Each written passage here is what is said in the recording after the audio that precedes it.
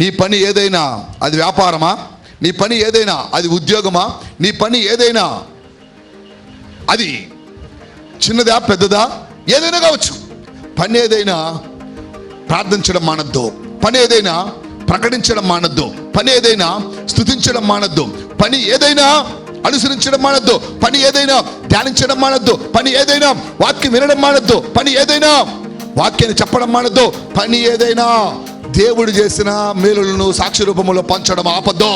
ఆఖరిగా ఈ పని నీతో ఉండదు కానీ, ఈ పని నీకు ఎల్లకాలం ఉండదు కానీ, ఈ పని చేస్తూ ఈ లోకములో నువ్వు చిరకాలము జీవించలేవు కానీ, నేను చెప్పింది నువ్వు అనుసరిస్తే శాశ్వతమైన జీవము కలదు. ఎంతకాలం ఉన్నా ఇక్కడి నుంచి మనం వెళ్ళిపోవలసిన వారమే.